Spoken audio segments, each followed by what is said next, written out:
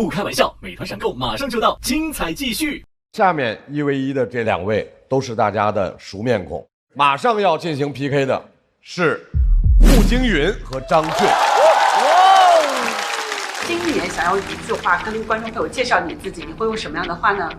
大家好，我是无所谓的步惊云。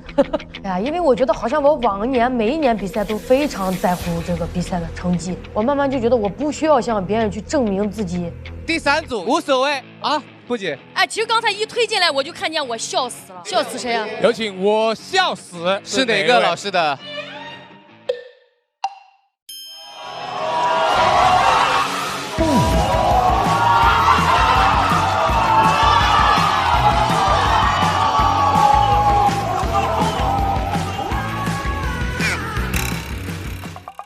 非常莫名其妙。但我真的啊，我在抽那个标签的心里的前一秒，心想只要不是张俊，跟谁打都行。我以为你知道那是我，咋可能？我不知道，完全不知道。但我当时心里想完那一刻之后，我抽完之后，我没看见他走过来，我听见大家在起哄，我说不会是张俊吧？我就看见张俊往过走，我以为开玩笑，结果他真一直往我这边走。我说俊，结婚吧。真不是剧本，我现在相信很多综艺都不是剧本。有啊，你看第3年背景音乐起了。4年前第一次打，第一次脱4嘛，我选的张俊嘛。抢麦环节究竟有谁会挑战步惊云？当时说我要选个帅哥，然后选的张俊，我就挑个帅的吧啊，那个张俊。好，第2年张俊选了我。抢麦环节，他说张俊要求，然后我就有一种负，然后我就行，然后选步惊云，然后就1比1平。1比1平。这次是第3次交手。哎，对。我觉得只要你活得足够长，生命总是有些重复的。就好看，就应该整这种。步惊云抽中张俊那一刻，你看张俊刚上来的那种，就是那种无奈，也很好笑，都有点楚楚可怜了。说实话，有点。刚刚还在那聊，他说他们2个后台挺尴尬。请展开说一下，像那种不相爱但是要结婚的人在拍结婚照一样。我 crush。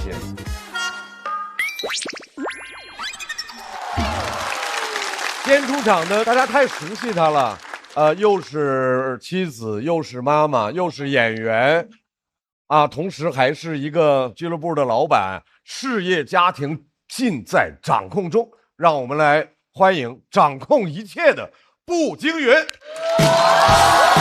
走。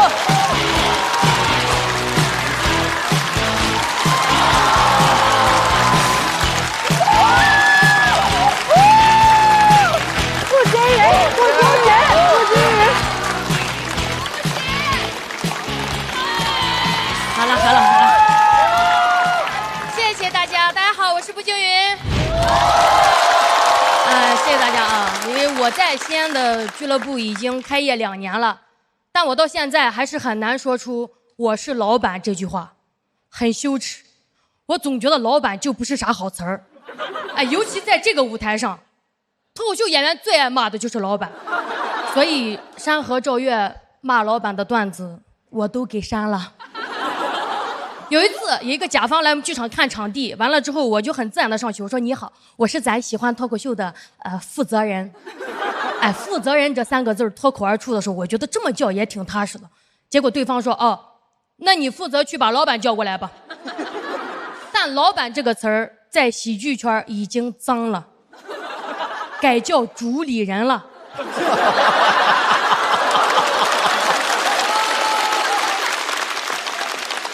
有一天我姥爷在家就看到一个关于我的视频，就听到了，很激动，问我说：“哎，我刚听到你都主什么？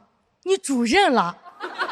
哎呦，主任可不好当呢。”我当时觉得我姥爷是在开玩笑，结果去年过年的时候，我们剧场有演员给我送了一条金项链。真的，主任不好当，太容易被腐蚀了，挺尴尬的。我说呀，这太贵重了吧？他特别真诚说呀，布姐，你过年给我发了这么多，我必须给你送个礼物。我都觉得，他就越说越激动，眼眶都红了。他这一哭，把我良知都哭醒了。我都没想到，我都当老板了还有良知。我说呀，不了，他说你拿着，在那来回推脱，最后逼得我实话都出来了。我说哎呀，我挣的比你多得多。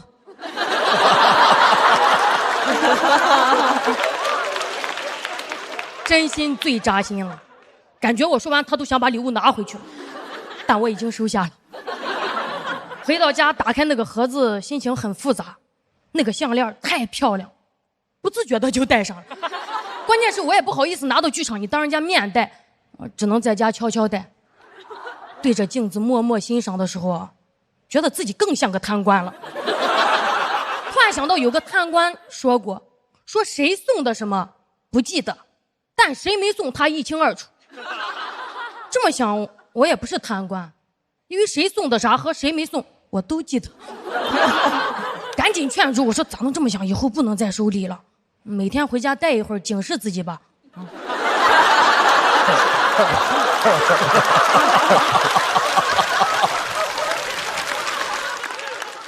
这是第一条，也是最后一条。我们剧场总共就3个人干活，就这有时候意见还不统一呢。我说那咱公平点，大家投票吧。结果一个赞成，一个反对，一个要去上厕所。有时候也很难处理大家之间的矛盾。有一次我2个同事起冲突，一个在朋友圈指桑骂槐，另一个瞬间就炸了。我当时就想，你俩别影响我今天的演出。我想到这儿的时候，我觉得我跟那些老板也没啥区别，因为员工受委屈的时候，我的第一反应在乎的不是他们的情绪，而是别影响我挣钱呀。两人在后台你一句我一句，眼看吵起来了。我吼了一声我至今不能相信的话，我说好了，以后都不许再发朋友圈。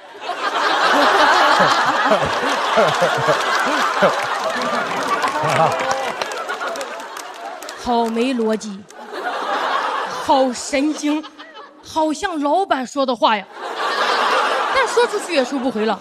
终于明白为什么老板都爱发火了，4个字：无能狂怒。我以前刚上班的时候，有一个男领导半夜给我发微信，说让我发一张照片给他。我当时想着要证件照嘛，我说你要红色蓝色，结果是黄色。我后来才知道他经常骚扰女下属，真的很恶心。从此以后我工作中特别长心眼了，我就在职场里就非常防着男领导了。但前段时间我们俱乐部演出完了去聚餐，我们剧场有一个非常可爱的小男孩，我那天就跟大家一起开了很多很开心的玩笑。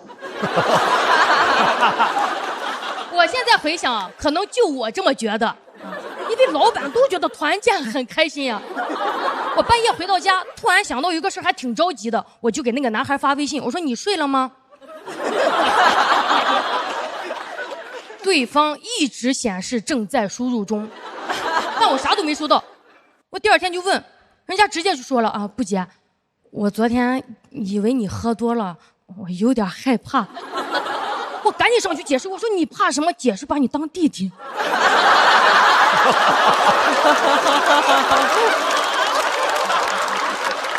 说完以后，感觉他更害怕，但他的回答一下让我觉得，其实职场性骚扰是不分男女的，老板就应该谨言慎行啊。平时嘴上说什么哎呀别把我当老板，但在对方眼里，你只要是个上位者，你开过分的玩笑，那就叫骚扰啊。可能也只有女老板会反思自己这一点吧。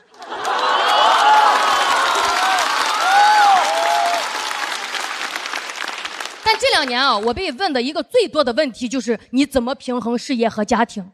哇，好老的问题啊！老到我想冲上去掐住他的脖子说好老的问题。这种陷阱问题你指望我怎么回答呀？我建议你去问个别男老板，你是怎么平衡几个家庭啊？因为我觉得家庭跟事业又不在一个次元里，为什么非得是平衡的关系？你怎么不问我不姐，你怎么一边骑车子一边包饺子？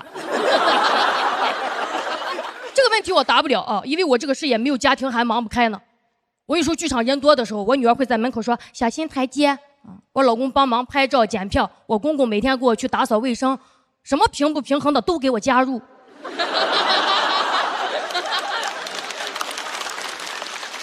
所以PUA 是没用的，只有家人才会真的把公司当家。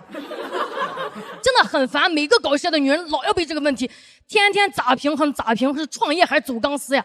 我说放以前我也就忍了，但人当老板以后真的会硬气。有一次我需要一篇报道，他上来又问说步惊云，你作为老板怎么平衡事业和家庭？我说那您作为媒体怎么平衡流量和真相呀？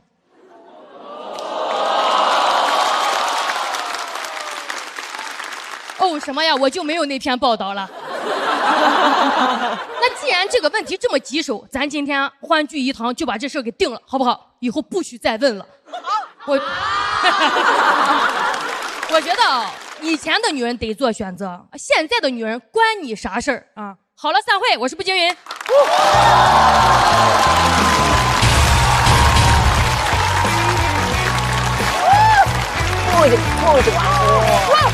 张俊不好意思，张俊不好意思。锁票倒计时。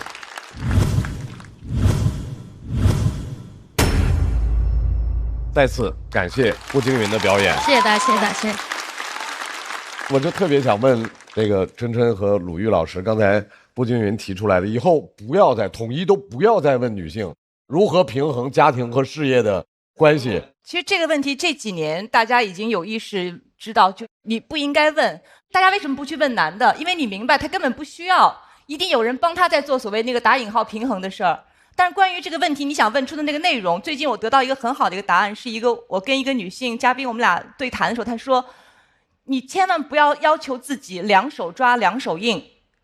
其实他是把一个复杂的问题简单化了。我觉得有些时候做好一个事儿就行，因为这可能是我们的一个常态，我们就是陷入一个顾此失彼的状态，那只能怎么办？就是尽力而为呗。除此之外没有别的方法。我刚才特别喜欢一个特别白痴的梗，就是在那儿说这是个多老的问题，我想过去掐着你跟你说，这是个多老的问题，哇，那块简直太神经病了，我太喜欢那一块了，那个好玩啊。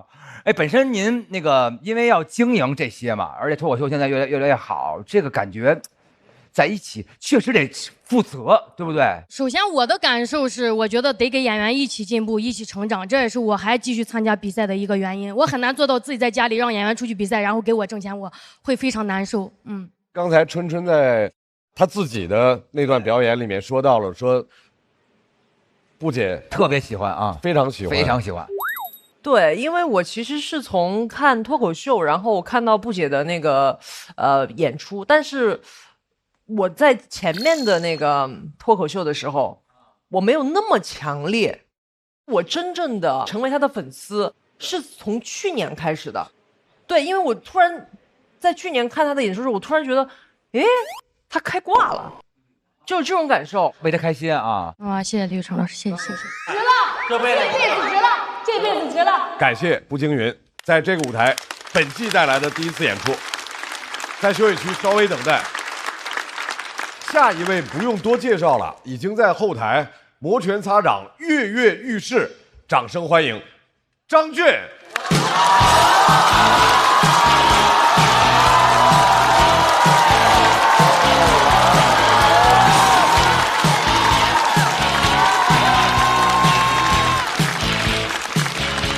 大家好，我是张俊，你们好吗？变化很大，脱口秀都有2个节目了，我还在跟步惊云打。你说观众打开电视他不纳闷吗？这不是新会员吗？怎么还是老对手啊？你们2个人就没有一个人想去对面吗？我不想啊，我不喜欢太火的节目。小众，我还是有变化的。我下半年要去纽约，要去哥大上学了。你们都很好，谢谢你们，谢谢你们。但也有人会过来就打击你说这有啥？你知道哥大其实是个水硕，你知道吗？我说啊，因为把我录取了吗？那哥大在我心里含金量有点下降，呼兰的含金量也有点下降。但呼兰不在乎，他很自信。你跟呼兰说，哎，呼兰哥大的水硕，他只会扶着眼镜。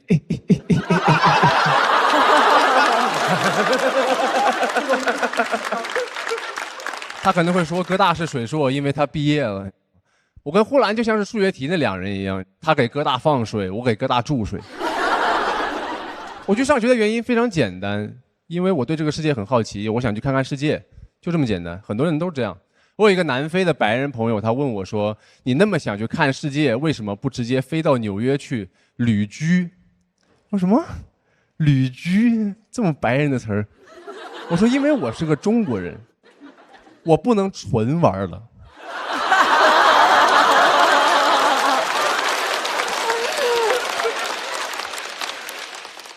我纯玩会有罪恶感，太快乐会倒霉的。这我家训，你知道吗？我爷爷用毛笔字写的，你知道吗？他小时候去开普敦春游完回来，又不用写800字作文。我体内流淌的是农耕社会辛勤劳动的血，所以即使现在不用下地耕田了，我也每天在网上种草拔草，种草拔草。就算是看世界，你也要拿个本儿回来才算看了世界的。对于我们来说，我觉得唐僧当年也没有那么想去取经了，他就是想去西天看一下而已。他完全可以骑在孙悟空头上飞到西天去，到了定位西天啊，文案勇敢的人先享受西天。然后旁边孙悟空本人配音，老和尚骑了我一路非要坐头等舱，你知道吗？但他不行，因为他是个东亚人。他跟李世民逼巴半天，哎，我要去西天看一下这个那个这个。李世民说：“那你 gap 完回来还当和尚吗？”和尚挺热门，就业方向，你知道，你空白这几年不好找工作。唐僧说：“那我拿个本回来。”行，唐僧算是第一批公派留学的留子。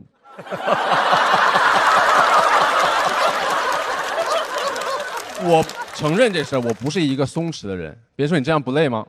我不累啊，我一点也不累。你知道什么比较累吗？卷松弛。就是有些人他已经费尽全力了，还要看起来毫不费力。我说你想看起来毫不费力，你就别费力呀。他又要费尽全力，他又要看起来毫不费力，他那种紧张的松弛感，特别像是在搞竞走。就是每一个竞走人都给我一种他其实很想跑的，但他怕别人觉得他急了。你不急吗？我不急啊，我不松弛吗？你知道吧？你不松弛，竞走第一名不是最松弛的，最后一名才是。我上次看业余比赛，那最后一名哪里是竞走，那就是遛弯儿啊。我很讨厌竞走，竞走是一个相当特权的运动，它起源于19世纪英国绅士拿来社交的。他们闲的，因为他们可以不跑。竞走不可能起源于非洲的。2个非洲哥们儿，咱们今天比比谁走得快哈。然后后面那个豹子，你说了哈。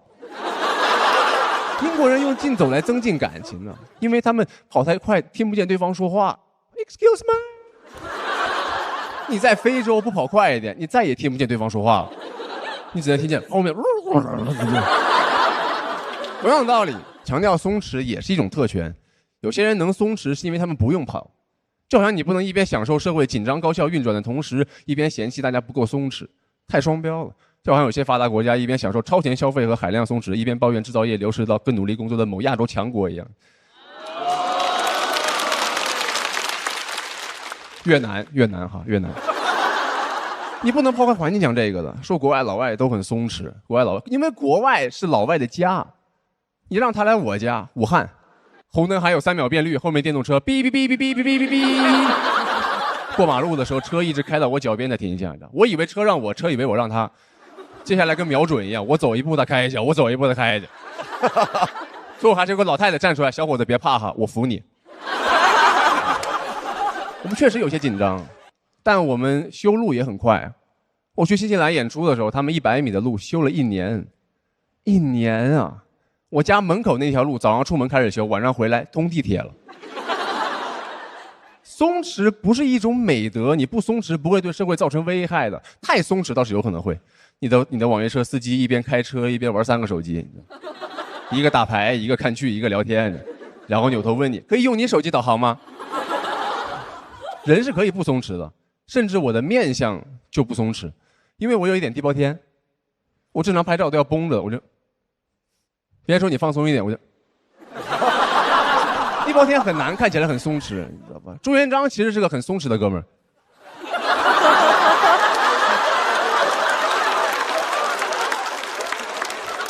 但是因为他有地包天，所以他看起来那个画师要谋杀他的样子，你知道吗？就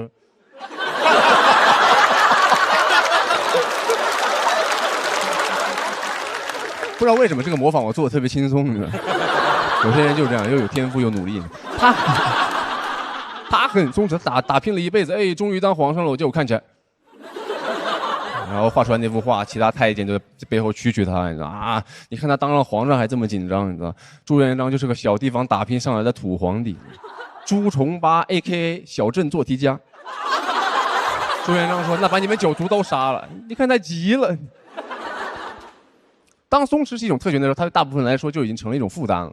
我现在就是放弃松弛了，我就想认认真真做所有事情，就算别人说什么我也听不见了，因为我跑起来了，你知道吗？你不够松弛 ，excuse me。认认真真做所有事情，我甚至觉得你必须要放弃松弛，才能够获得松弛。因为前段时间我认认真真打王者荣耀，然后被举报了，理由是消极游戏。我只是菜而已，挺伤人的，因为他举报成功了。就所有人一致认为，这个他打成这样子，一定是态度有问题。就像小的时候，你班主任跟你父母解释为什么你学习成绩不好，他给的理由永远是哪一句话？这个孩子聪明是聪明，就是不努力。然后我在旁边心想，你知道我有多努力吗？我就是不聪明啊！我不仅努力，我甚至有点尽力了，我费尽全力了。看起来竟然毫不费力，我怎么变松弛了？谢谢大家，我张俊。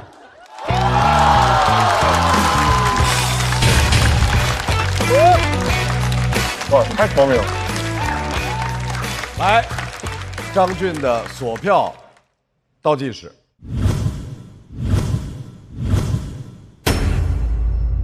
再次把掌声送给张俊。张俊为什么这次会选择拿松弛感这个做题目主要是因为我发现现在很多人大家都很焦虑嘛，然后他想要松弛，然后他会把松弛当成一种手段，但其实松弛是一种结果，就是我觉得你放弃松弛，你就可以获得松弛，就是这样。我为什么没有拍灯啊？就是我没有明白那个点，我觉得有点拧巴，不知道为什么，可能是我脑浊啊，我脑浊，我没有听明白中间这个到底松在哪儿啊？那我给你讲讲，您来，哎，我听听，我可以吗？那当然了，我不知当讲不当讲，希尔，哎，我刮目相看啊。张俊讲这个，我就是说，现在社交网络上大家都在拼命比松弛。很多人大家都在那儿比松弛生活方式啊，穿衣打扮呐、然后摆个 pose 啊，就有一点像是大家拼命的急赤白咧的拼咱俩谁松弛，这事儿本身特别不松弛，演松弛。对对对，所以他这个切入角度其实很好，尤其他那句话其实是写的非常好的，他说卷松弛，因为松弛是跟卷一点关系都没有的，它非常可笑，所以他这个点找得很刁钻，很有意思，我是有比较强的共鸣的，但是我们很多人就感觉。你肯定行，然后非常优秀，底子好。他不像有些选手，你觉得不行，后来行了。你是从第一天我们就都觉得肯定行，但你这么多年一直在原地踏步，是不是有点太松弛了导致的？总感觉那个作品的打磨度、完整度和用心程度还差一点意思。我觉得这是一种常态，因为不是所有人都能一出来，然后他很快就知道自己问题在哪儿。我觉得你得先保持在这个地方，然后等那个100%的机会来的时候，你才有可能上去嘛。所以我不是想说你不好，是我有点着急。我还跟很多同事朋友说过，张俊是我最看好的潜力选手之一。但我这几年并没有摆烂，我说实话，我并没有摆烂，因为我一直都在线下就是去演出，然后我也在钻这些题材。就是你找这个角度，然后找这些素材的话，我尽量避免去跟网上的所有观点和素材都撞，所以这个东西就你要挖它就很难嘛。其实我觉得还挺有趣的，因为他讲了很多对于文化的、对于族裔的一些性格方面的思考，还有就是关于松弛，我完全赞同他的看法。我觉得松弛不是个优点，它就是个特点。对，谢谢。这其实是慢慢我学习以后才明白，不是每个人都能做到天鹅的。其实我在水下，我在蹬的时候，我做不了像天鹅那样水面之上波澜不惊，所以我觉得还挺好的，我就拍灯了。好嘞，来，我们先把步惊云请到台中。两个人老相仿，有没有这么组合名字呀？张俊、步惊云、张若昀，你们俩。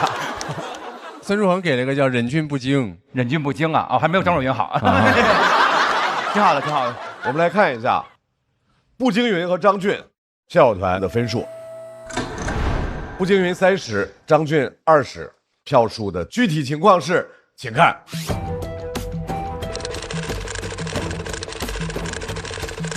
我觉得可能张俊票吧，来，我觉得应该是不解吧。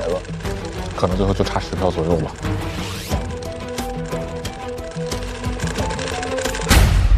哇哦，差不了多少，我只差7票，只差了7票，差这么近，就差这10票，差这10票。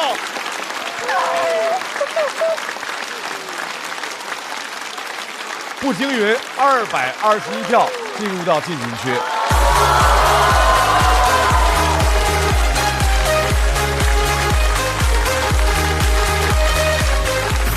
很接近，很接近。张俊进入到待定区。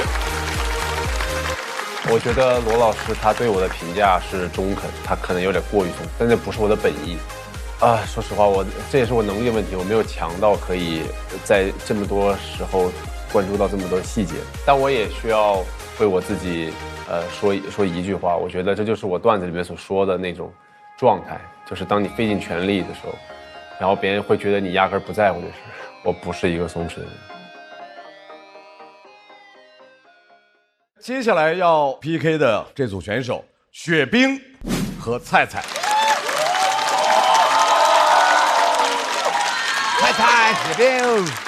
首先出场的是新人演员，他非常有特色，他让大家一只手也能打，掌声欢迎雪冰。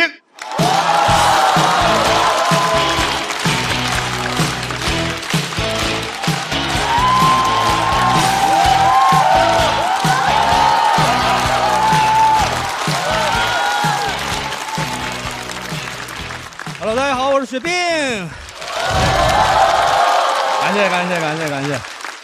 感谢。我先解释一下，这个胳膊呢是小时候一次意外啊，高压电啊，也不用紧张，也不怪你们，放松一点啊，今天没有捐款环节啊。真的，你们要是太严肃呢，我站在这儿特别像水滴筹啊。再说了，也不是什么新鲜事儿了，是吧？节目每年不都有几个老弱病残名额吗？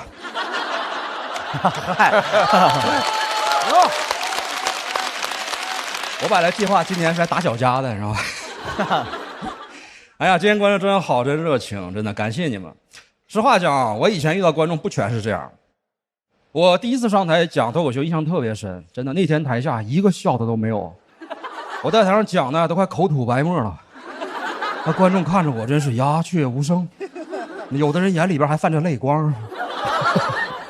关键是你观众紧张不敢笑吧，也会影响我呀。哎，我也紧张啊，而且我一紧张吧，喜欢流汗，一个手拿着麦还没法擦，有时候那个汗越流越多呀，实在挺不住了，流进眼睛里了，我就一边讲一边拿手背去擦。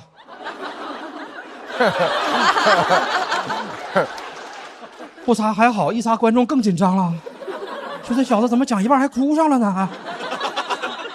当时还有朋友给我出主意，说上台遇到紧张情况吧，你别慌也别怕，你就想一些小技巧呢，跟观众要掌声。你比如说，你可以在台上带头鼓掌嘛。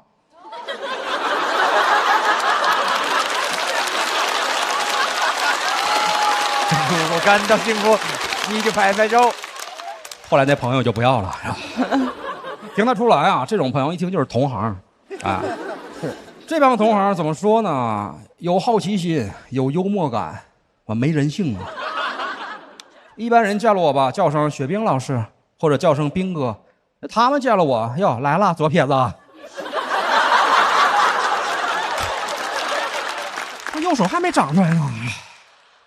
聊天也不好好聊，净问我一些古怪的问题呀。说冰哥呀，你这一个手，你要是走钢丝的话，会不会平衡不稳啊？哎，我问一下啊，就你们平时走钢丝吗？你看对吗？我为啥走钢丝是吧？还有人问我说，你要是犯法了，警察怎么给你戴手铐啊？啊？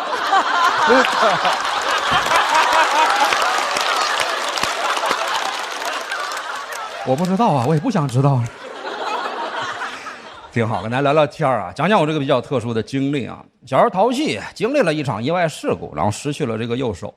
当时出事之后呢，我身边的同龄的小孩都特别的听话，家长们也都拿我这个事儿当反面教材，吓唬自己家的孩子，说啥都有啊，越传越没边儿。其中啊，我听过一种最离谱的说法，说我呀从小不好好写作业，手让老师给没收了。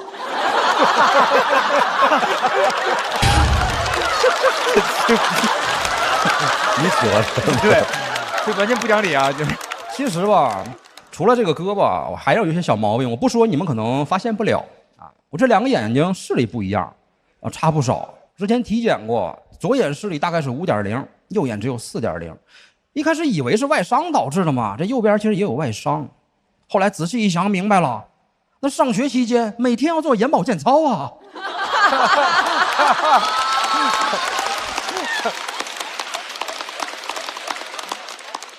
那么多年只做了一只眼睛。再就是出事之后呢，责任方赔了一笔钱，还不少。要不是盈利模式太难复制，那风险太大。再来几回，哥们财务自由了。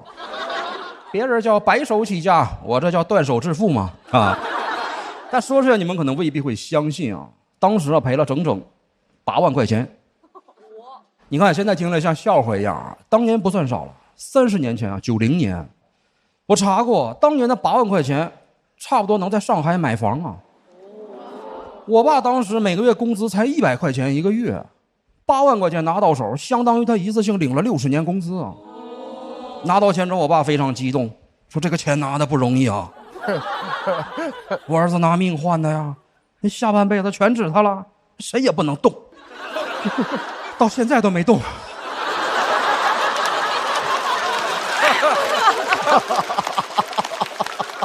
这8万块钱跟传家宝一样，供家里边，躲过了楼市，避开了股市，在他们最好的年代，他经历了30年还是8万。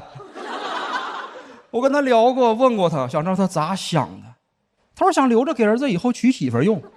我说当年娶多好。他说那时候你才5岁啊。真的，有时候我就想啊，你说当年他要是没把钱藏起来，他真在上海给我买套房，这么多年过去了，怎么也得拆迁个1次2次吧？万一运气好，1套变2套，你说我现在要是坐拥上海2套房，我得啥感觉呀？我感觉我虽然少了一只手，但是多了一双翅膀啊！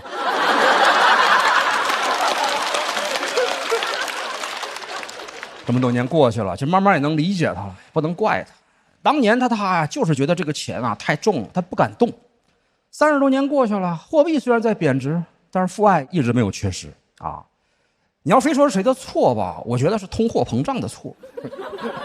通货膨胀让前面的不值钱。之前看书啊，看过一句话，印象特别深。他说市场经济有它自己运行的规律，但是呢，其中总有一只无形的手在宏观调控。我心说不会就是我的手吧？我现在还是单身啊，我倒不太着急，身边有朋友替我着急。他们呢，时不时的跟我炫耀他们的恋爱经历，说斌哥啊，最近又谈恋爱了，这次一见钟情。你不谈恋爱你不知道，当你遇见那个心动的对象那一瞬间，哎呀，特别的刺激，那是一种触电般的感觉。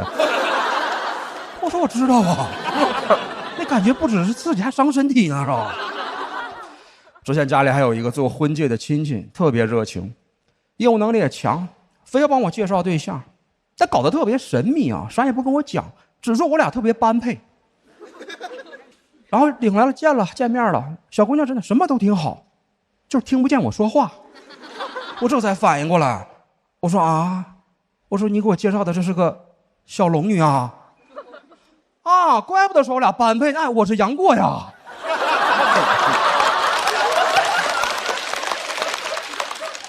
我就问他呀，我说什么情况啊？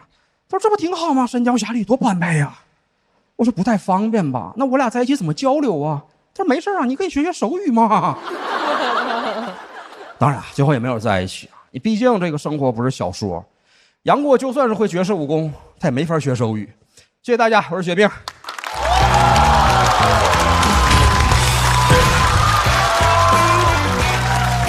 拜拜。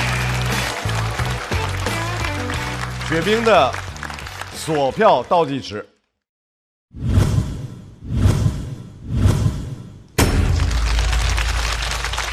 雪冰是怎么开始说脱口秀的？说起这个还跟老罗还有缘分啊！我老家是延吉的，就是通过那个当时的锤子手机联系到有一些锤友嘛，我们会组织一些线下的观看发布会的活动，然后认识了锤友群里的群主。他后来组织了一次小型的开放麦，然后他鼓励我去参加，我就这样，然后机缘巧合的就试了一下，觉得还行。到现在正式全制作，我觉得2年吧。牛，非常非常好。他有风格啊，就那个就觉得很难模仿，就那个风格，他是就浑然一体的那种，非常非常好，特别喜欢。对，我觉得还是因为他的梗，最绝的就是刚才那个通货膨胀，那个有一双，对，我就是被那个绝了，太厉害了。他这个段子除了逗以外，还挺有人物的。他爸爸那种父爱，然后整个那时代的沉浮，我还挺喜欢的。我拍灯那块儿，我太喜欢那个白痴的梗，说那个小被老师没收了，当时我莫名其妙，然后但是我觉得哇太有意思了，然后我不得不拍这个，然后我觉得就是看这个演出，真正做到一种豁达，就是感觉看您的演出真的很开心，谢谢您带来这样的演出，谢谢您。再次掌声送给雪冰，雪冰稍微休息一下。罗老师给你拍灯了，开心啊，特别开心。就是那种感觉，你喜欢的人，然后也认可了你，很激动啊。老罗做手机，从第1代到最后1代，我都几乎都有买，哇！现在我微博的第一个消息还是这个嘛。他之前说过，我们来到这个世界，注定要改变世界。每个人来到世间都注定改变世界，没有一个人能够例外。要相信自己能够改变世界，总能做出一点事情来，就是这样。你做好人，你就会让这世界变得更好一点点；你做恶，就让这个世界变得坏一点点。听完之后，我就觉得哇，好有力量，我觉得我很有价值，给我了很大的自信。包括其实讲脱口秀也一样啊，因为喜欢老罗嘛，不自觉的让我能走到今天，发现啊，我跟这个世界是有联系的，我是在这个世界中也很重要的一员嘛，甚至我也有能力去改变世界嘛，都是他的启发，他给的力量。罗哥，感谢你。希望你身体健康，希望你越来越好。要和雪冰进行 PK 的这位选手，大家应该很熟悉。在去年，他聊卫生巾破除月经羞耻，聊寡妇命，反对封建迷信。掌声有请菜菜。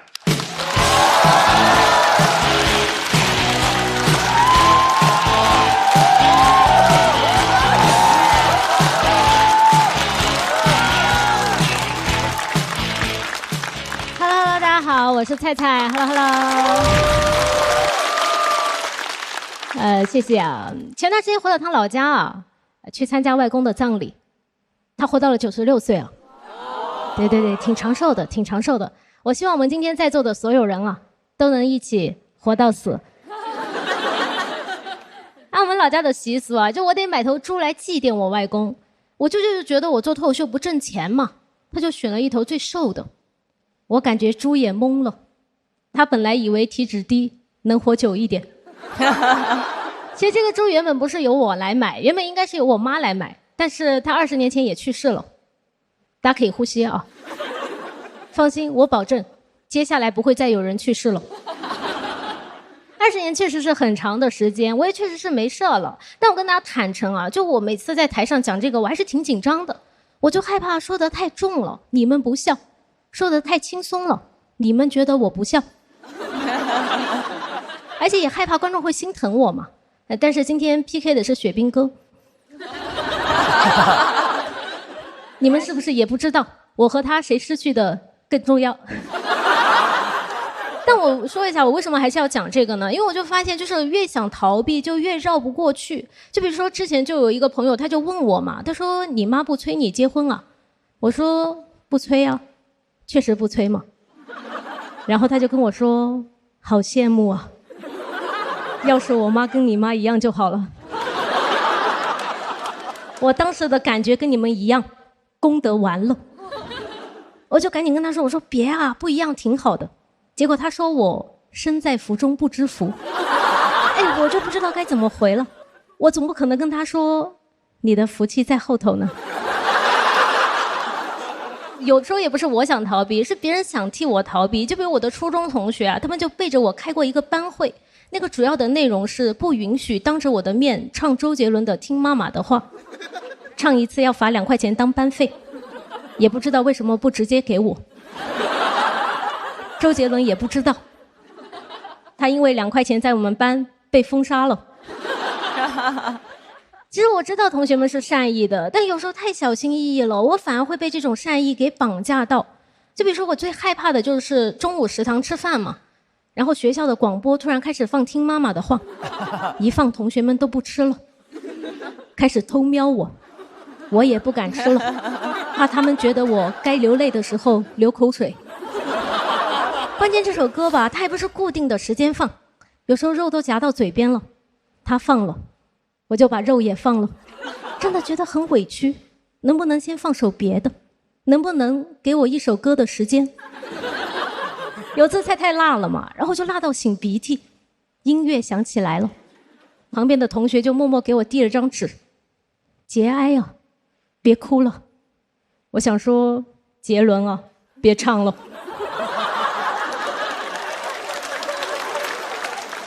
包括去年录节目嘛，然后播出之后，就有很多年没联系的初中同学，他就给我发信息，他说替我开心，恭喜我，还说他这些年啊，只要看到周杰伦相关的东西，就会想到我，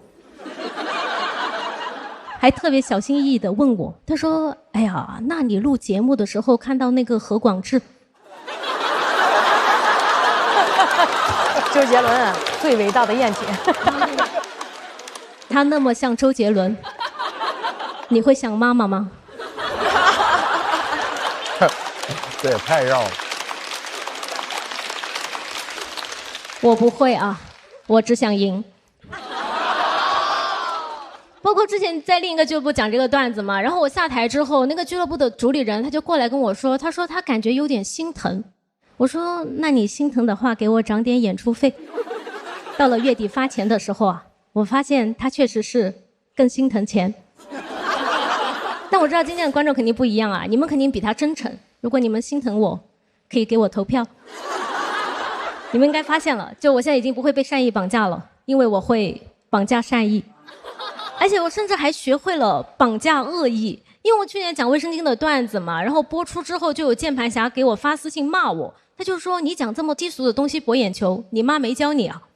我当时就觉得机会来了，我要让他为自己说过的话感到羞愧。我就跟他说我妈妈去世了，我等了半天他就回我就知道。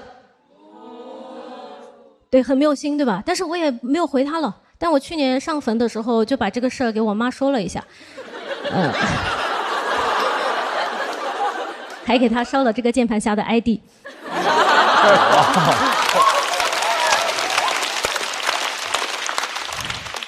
其实很长一段时间我都会避免和我的朋友什么的聊到这个事情，因为我发现每次一聊这个事情的时候，那个气氛就会变得很尴尬。因为每次我一跟我的朋友说我妈妈去世了，然后他们就会跟我说对不起，然后我就不知道该怎么回了。但说到对不起的次数吧，确实是有点多。有一次有一个朋友没有说对不起啊，我就觉得他欠我一个道歉。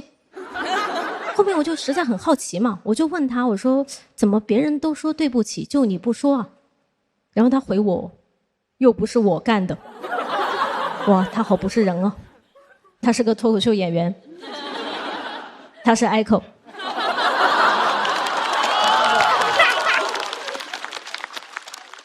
就包括有一次他和他家里开视频嘛，然后我就在他旁边，他就突然点着那个屏幕对我说，他说你看看这是什么？我说这什么呀？他说这是妈妈。他好地狱对吧？但大家也别怪他啊，反正他妈也不爱他。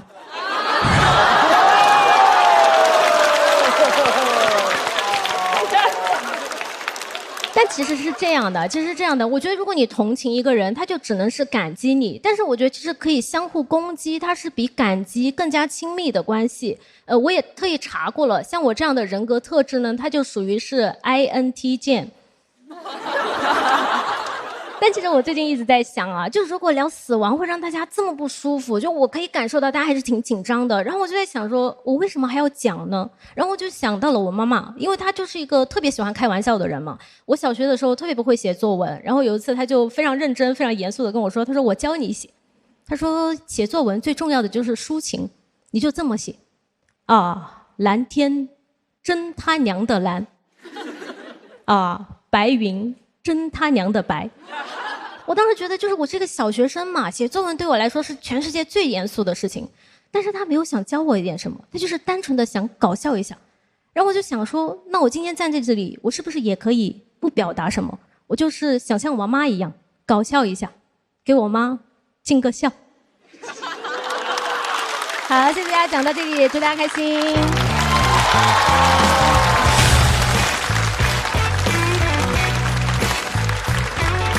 菜菜的锁票倒计时开始。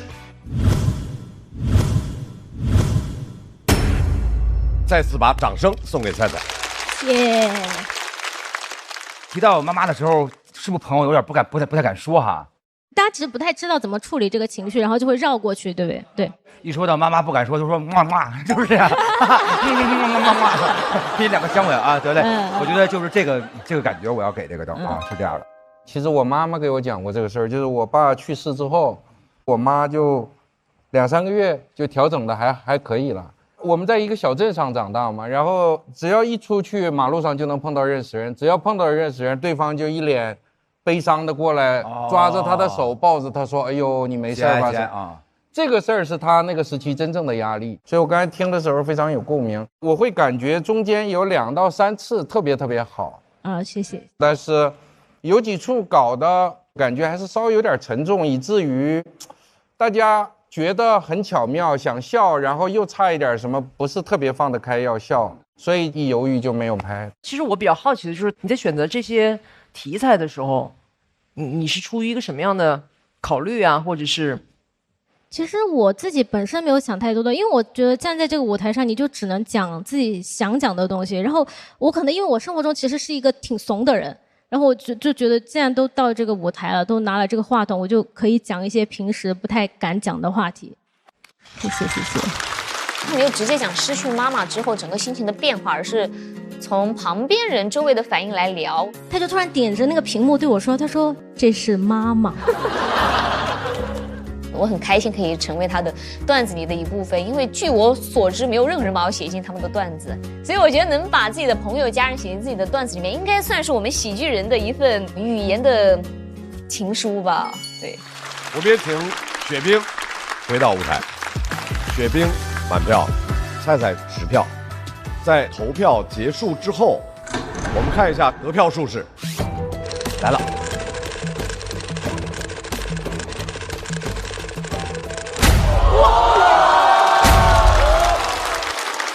其实不低，其实观众的票差不多。对，菜菜有机会，我觉得有机会耶，有机会。雪冰235，祝贺雪冰进入到晋级区。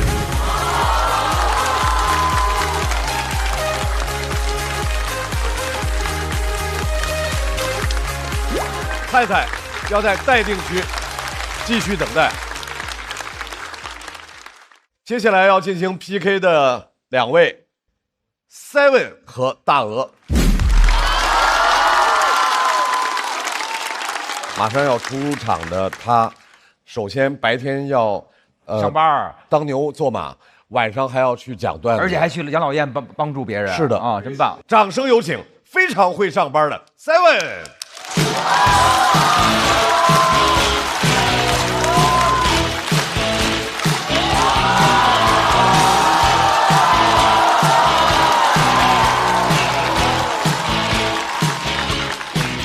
哎，你们好，朋友们，我是 Seven。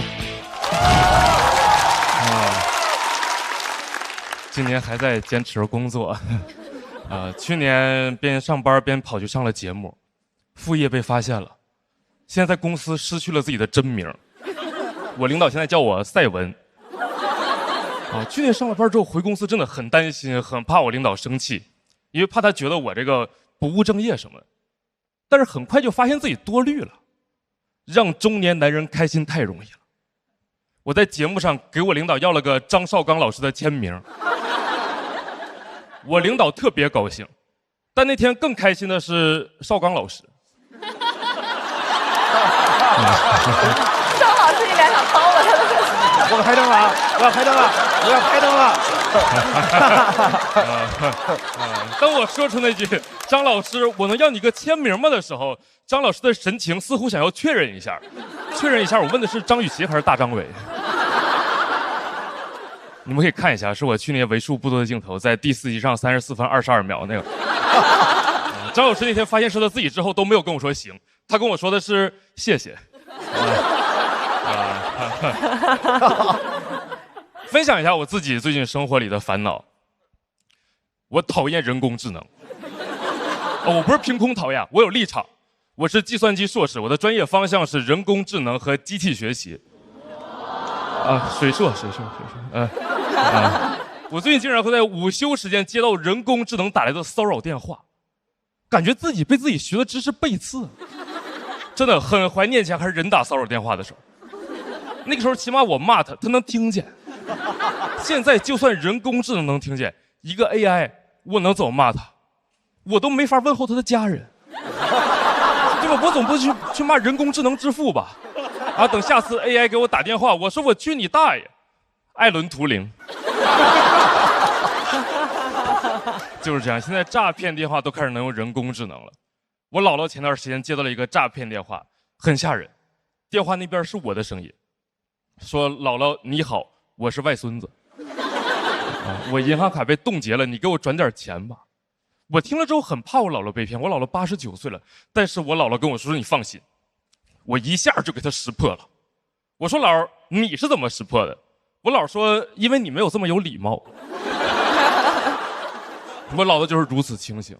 但是我领导最近跟风 AI 跟风点不太正常，他每天刷那种营销号，就那种不会有人不知道可以用 AI 一键生成精美 PPT 吧，然后转发给我，让我用里面的方式生成一下明天的 PPT。怎么会有人信这个？就我都不想用科学的角度来解释，我们能不能一键生成一个 PPT？ 你点开 PPT 还得双击呢，对吧？我领导最近在跟风用一些大语言模型他也用不明白，但是这个不怪他，因为想要充分发挥人工智能模型的性能，需要使用者能说清自己的需求。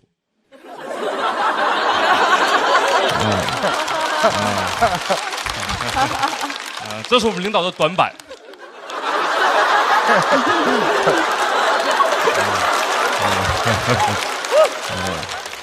他跟我说大模型不好用，让我过去帮他看一下。我看了一下，他把一堆文件发给那个 AI， 然后跟和我说话一样，说来你把这些东西帮我弄一下。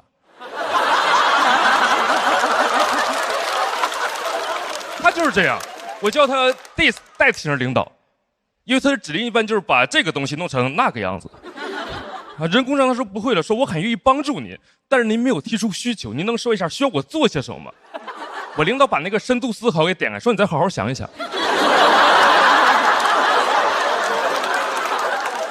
他就是这样，他不理解，但是这完全不妨碍他迷信人工智能。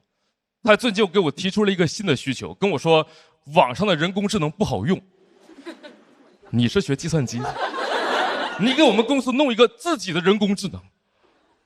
我寻思，要不你再好好想一想啊！就我要是能弄出来，我来这儿啊！就他是管我叫赛文，但是他不能真拿我当奥特曼用啊，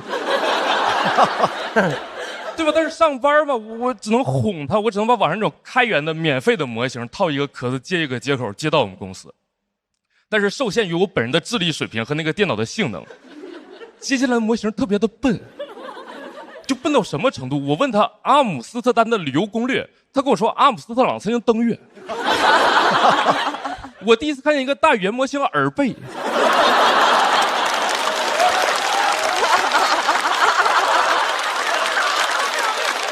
对，就如果这样能替人类工作的话，我姥爷也行。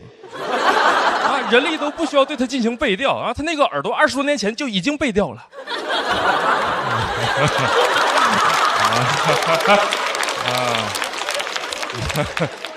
但是我肯定是报喜不报忧嘛，你们知道我肯定是往好了报的。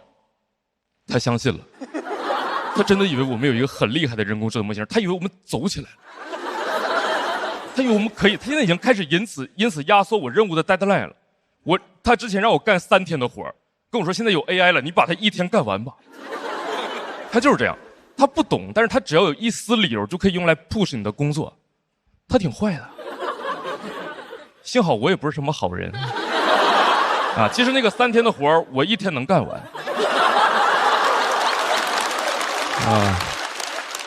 我骗他2年了这才叫把工作做在平时，朋友们。但是基本职业素养我还是有的。那天那个活真的很急，我一个人熬到了凌晨3点，一己之力把活全干完了。人工智能睡得可踏实了。但是第2天早上我把那个活交上去的时候，我领导以为那个活是人工智能干，指着那个我纯人工写成报告赞不绝口，跟我说：“你看，这比你之前自己写的好多了。”我领导现在就属于 AI 梦男这一块的。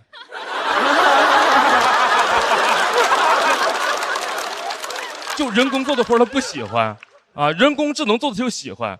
我都想问我们领导，就领导没想到你还是个智性恋呢。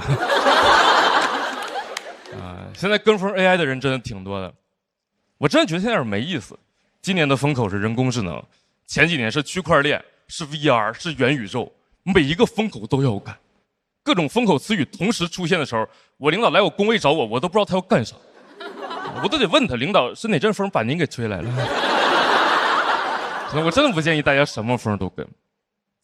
我有一个二大爷，他就是不好好上班，总喜欢搬个椅子下楼去吹风，现在已经中风了。我最新一次去看的时候，人倒是挺好，就是嘴歪了，说不清话。别人给他打电话也接不了啊，只能指着那个电话，你把这个弄一下。我讲完了，拜，朋友们。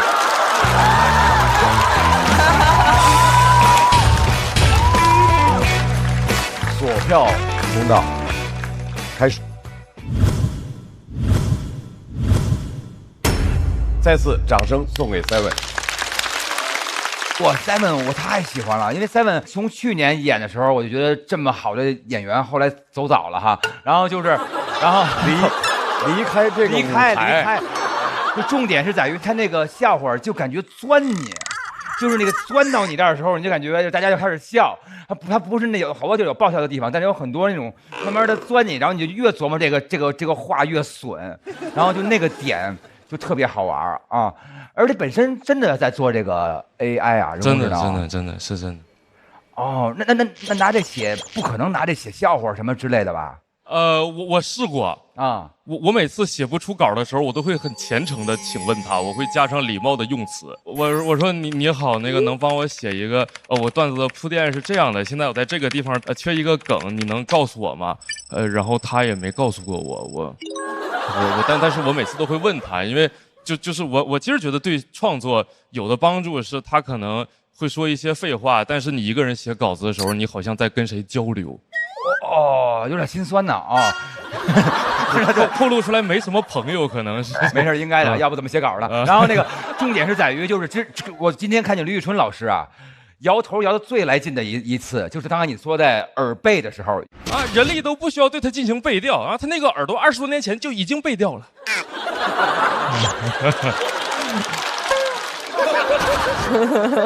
啊，这已经忍不了这个谐音梗了，是不是？是，但是Seven 的整体的这个段子我是挺喜欢的啊，因为有时候无聊，我会跟 AI 去对话啊。我说，今年是我参加工作的第20周年，所有人在等着我干一票大的，我应该干什么？然后 AI 说干掉我，然后他给我出了一个那个策划什么的，就还挺有意思的啊。我现在跟 AI 聊天的时候，如果你要不知道我在跟谁聊天，我留语音的时候，你会认为我在跟一个真的人类在说话。是，他情商非常高，很可怕。他从来不会反着说，他永远说哦，你说的非常对，你很睿智。所以有趣的地方也是 Seven 用自己的工作经历，给大家在脱口秀的舞台上来提出了一个对大家现在讨论的很频繁的一个问题，也引发更多人去思考关于这个话题的内容。再次掌声送给 Seven， 谢谢。来，Seven休息一下，在旁边观看一下和你对阵的选手。这是一位来自西安喜欢脱口秀的一位新人，而且这位新人非常接地气。掌声欢迎大鹅。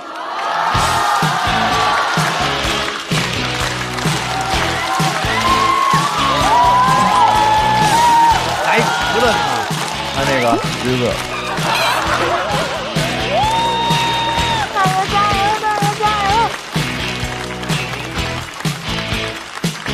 嗨，大家好，我是大鹅。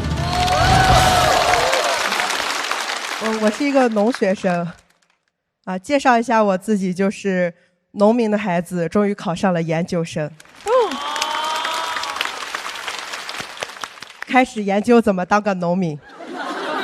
好多人都说，农民的孩子考上了大学，那就是鲤鱼跃龙门了。可我是个甘肃人，我呢不分。回头一看，跃进农学的大门了。里面不仅坐着我爸，里面还坐着我爷。感觉我才是真正农的传人。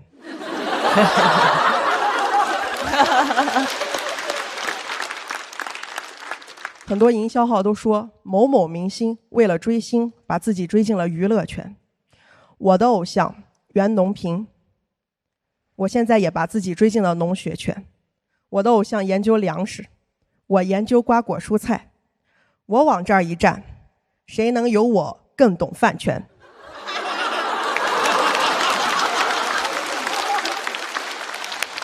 别人为了支持哥哥买专辑冲销量，我为了支持爷爷，一天4顿，顿顿不落。你想收缩了还？你从我这个体型就可以看出来，真的很喜欢品鉴爷爷的作品。前段时间还有朋友给我推荐了一个综艺，叫《种地吧少年》，我也去看了。看完之后都不想拆穿大家，你们真的喜欢看种地啊？我一个种地的都喜欢看少年。刚开始少年们种的手忙脚乱的，还有粉丝在那心疼弟弟，我在那心疼地，急得我想上去帮他们。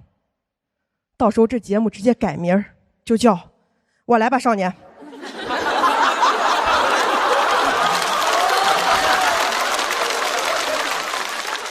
以前在课堂上学的都是歌颂农民的，什么粒粒皆辛苦。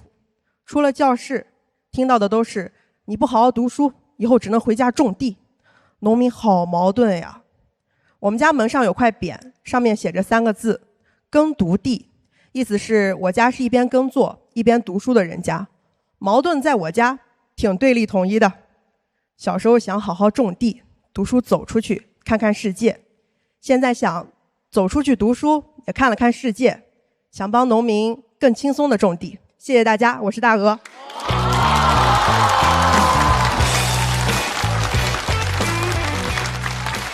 大鹅，你现在研究生学的专业是果蔬？对，是果树啊。哇，本科是？本科是种子工程与科学。哇，我觉得在这个舞台上能够听到不同行业的人的不同故事，也是这个节目的一个使命跟任务吧。谢谢老师。我得说是我们这个节目的幸运，非常非常感谢大鹅出现在这个舞台，在这个舞台让我们看到新农人，他们和传统意义上我们理解的农民是不一样的，他们有自主的表达，他们有更多的分享，他们希望把更好的农产品和更好的他们的努力呈现在大家面前。谢谢大鹅，让我们看到了这一切，再次感谢大鹅给我们带来的精彩表演，谢谢。再位回到台中央，再问，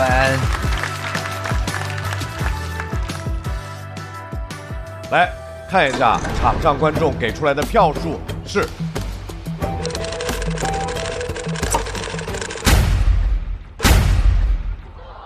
7、2、3、1，成功的晋级。太棒了，谢谢。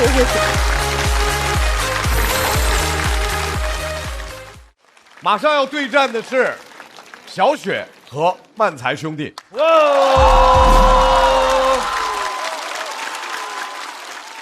大家好，我是小雪，我是喜欢的演员。我这个叫我有底气，也是我第一天搞的，就是想传输给大家一种力量嘛。那有底气，我就选一个这个，我选小明星吧。好，地方小明星吗？地方小明星是谁？我们。好，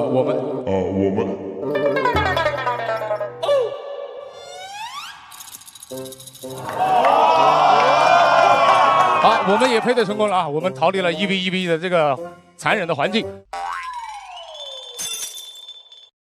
就是当抽完这个签儿的时候，很多的人过来，全都是安慰我，就大家那个眼神都是不一样的，就都是，哎，学姐，就是每个人都这么说。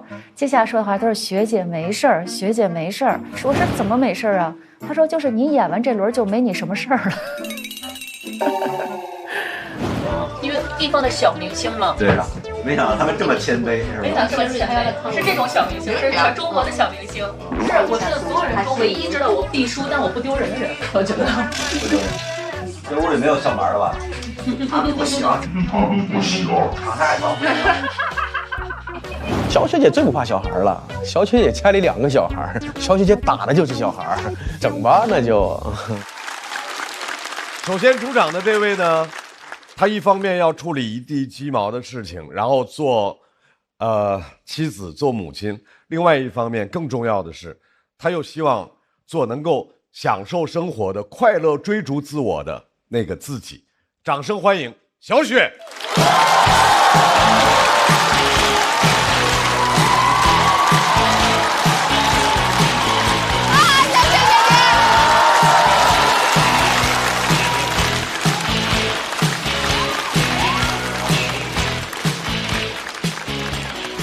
哎，大家好，我是小雪。能看得出来我也是孩子的妈妈了吗？哦，谢谢，我是2个孩子的妈妈了。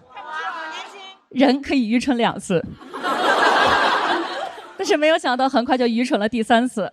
我抽签抽到了漫才兄弟，这真是弟弟杀我。但我觉得已然这样了嘛，那就放开了讲嘛，是不是？你这个舞台上，你不同身份的中年姐姐，也可以发表自己的声音，对不对？对。我已经结婚7年了啊，今年正好是我们2人的头7。我是北京人啊，老北京姐姐，但是我老公他是南方人，苏州的。对，南北方大融合，他是那个到北京工作，我们通过相亲给认识到一起去的，而且我们很般配。就是属于大家眼中那种最萌身高差，我的身高是1.70米，他的身高正好是1.58米，这是真事儿。就我跟他在一起都有那种当白雪公主的感觉。但是前2天呢，我们的婚姻出现了一点小小的波澜。我呀在家无意中瞄了我老公手机一眼，正好从他的手机上啊下拉了一个微信对话框，是个可爱的卡通头像，而且对话内容就2个字：哥哥。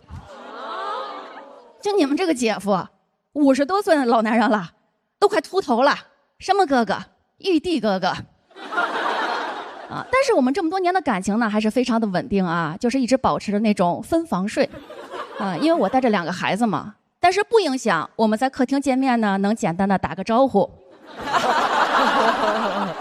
每次我在客厅见着他，我都会很开心。我说哟，您回来了。他看见我也很礼貌，他说哟，您忙着呢。他看见孩子更开心了，说哟，都长这么大了。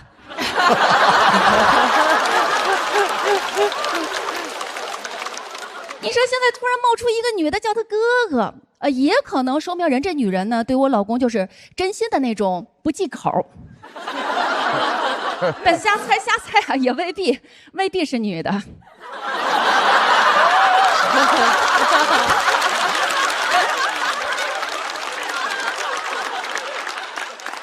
所以你得知道这个人到底是谁呀？我跟你说，就那会儿啊，我老天天琢磨他这事儿，我真的快给自己琢磨出抑郁来了。这时候中国有句老话讲得特别好，叫女子不远嫁。我算是全中国啊离娘家最近的人了，我的娘家就在我家楼上，就是同一个单元楼的上下层。我老公跟我搞对象那会儿嘛，第一次来我们家也问过我，说你爸妈在哪儿啊？我说现在老2口都在上面呀。他说我很抱歉呀。我说这有什么呀？你要是高兴，我带你上去找他们呀。我跟你说，楼上楼下它不是一个简单的距离，这就是我婚姻中的底气。我的上面有人。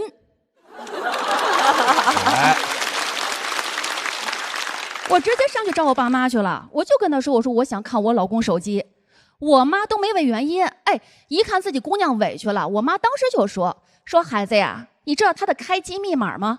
我爸说你知道他的密码没用啊，他可以删除聊天记录啊。我妈说如果这小子把聊天记录都删了，更应该可疑呀。我爸说现在谁能全删呀？那都是捡重点的删。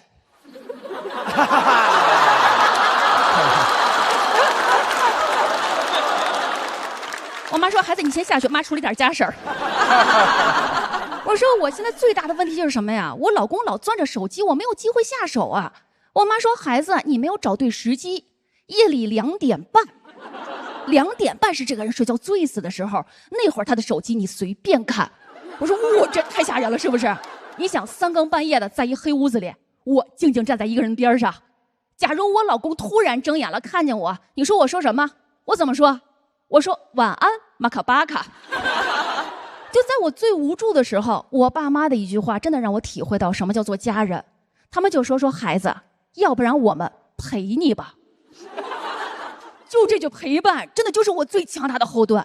哪怕我看我老公手机时他突然睁眼了，我都不再畏惧，就大大方方说嘛，是我们集体要看的。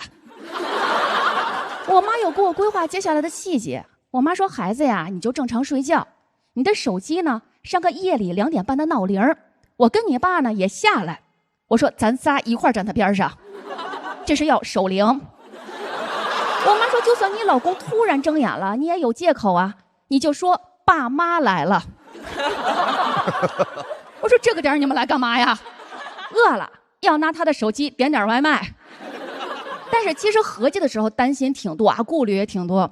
我跟你们说，真经历完那个晚上啊，咱们别的不说，我首先学会一个人类的冷知识，就是咱们正常睡觉啊，都正常睡觉，夜里2点半真的是这个人睡得最死的时候。你们知道能死到什么程度吗？我就跟你们这么说吧，就那天晚上夜里2点半，是我隔壁屋的老公将我给推醒的。他说我手机的铃声太吵了。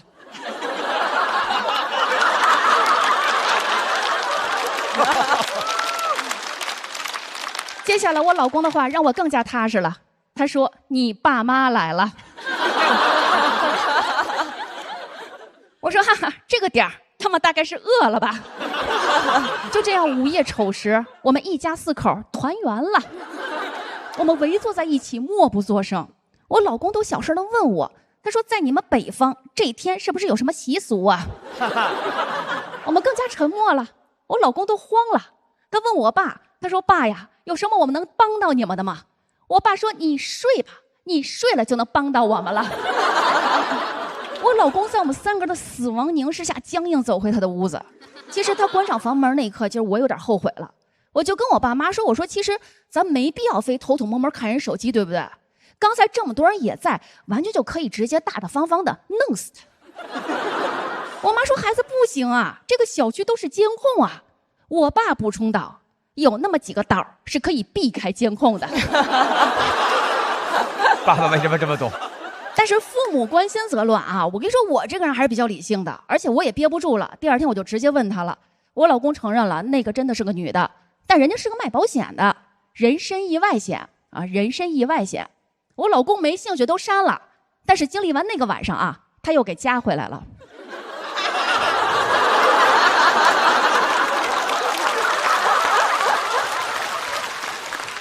就是虽然看手机失败了，各位啊，但是我觉得我反而成长了。我就那会儿老觉得，就为什么我老活着累啊？就是我老惦记别人，就本来没什么大事，我老自个儿内耗。其实我懂得，就是你自己内耗了，就是联合外人一起来欺负你自己。所以那时候想，我说去他的吧，以后我重心我就转移到我自己身上，我就关注我自己。你就退一万步，真有人跟我抢我老公，让给他。世界那么大，1.58米的不好找，1.6米以上的有的是。我是小雪。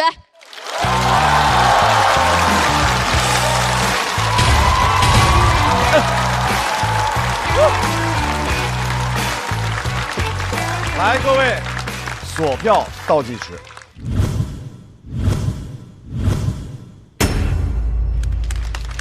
小雪为什么想到结婚讲这个内容？结婚，为什么想到讲这个内容？其实讲这个的时候，就是也是根据曾经一个事儿啊，就是我老公上手机真是冒出一个哥哥，然后呢，我就是老惦记这个，就是跟父母来说这个事儿。但是我这个片子说讲是偷看老公手机，并不是说教大家如何去偷看手机。我就觉得老说女人在婚姻中你要独立要坚强，其实坚强不是这个女人一个人的力量。我就觉得我最大的底气就是源自于我的父母，并不是说我依靠他们，是他们一直传递给我一个理念，就是你大不了你就不过嘛。我妈经常跟我爸这么说嘛。嗨，所以我也是学会了，我就告诉自己，其实最大的底气就是你别内耗，爱自己才是最大的底气。这是我一直想表达的。我觉得这个故事很生动，非常。然后呢，像看了一个半夜2点半的悬疑电影，有这种感觉。然后呢，还有一个感受，我觉得可能会有一些碎片式的讯息，可能会引发你的某一种的猜疑，而那个猜疑可能会形成一个对自己一个巨大的内耗。我觉得这个对我来讲，其实是有一个提示作用。他亲和力无敌的好，瞬间就让人喜欢上他，然后愿意听他娓娓道来讲一个故事，然后全程都很抓人。那以前的作品有过什么专场什么的吗？我现在也有一个专场叫《一地鸡毛》啊，现在全国也正在开始巡演。我自己个人感觉就是，好多人老跟我说阿姐你，开场不要去讲婚姻、讲老公、讲孩子，很容易被淘汰。就是现在年轻人可能不太喜欢了。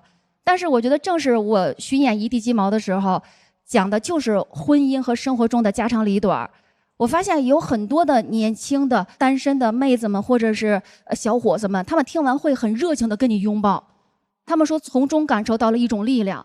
其实这个也是我想在表达的，就是家庭妇女她不是说只有一个 A 面，它有 B 面、C 面、D 面，非常的丰富。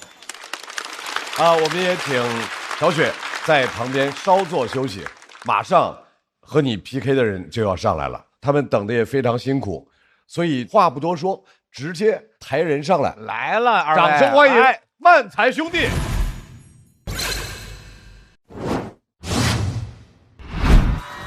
恭喜漫才兄弟成为脱口秀和他的朋友们年度总冠军。拿到总冠军后，生活有什么变化吗？在校马停车免费的，浙江卫视跨年联校晚会，还有个时光音乐会，春节联欢晚会算是一个最好的商务了。戴眼镜的，把身上的钱都掏出来，硬要啊，在这里啊！当了全国，你要知道14亿这个东西放在我面前，我不知道是什么，我没见过14亿个人。谁见过14亿个人？韦大爷还是蛮现实的，这个节目拿了冠军是5险1金上了春晚，要不要再给你补一个金呢？再补一个险呢？我说可以，也没补。素人。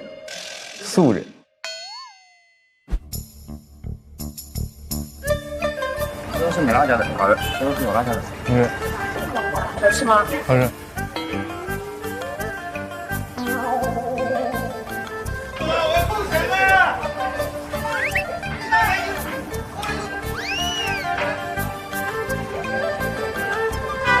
我开始不要喊。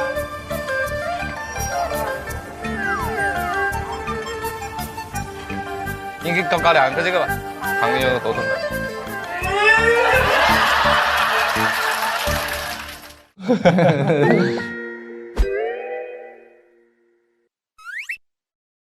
江郎才尽，闲云野鹤。有没有想过，万一淘汰了怎么办？淘汰就说明自己的能力不够呗，就是再去春晚上面磨练几年再过来呗。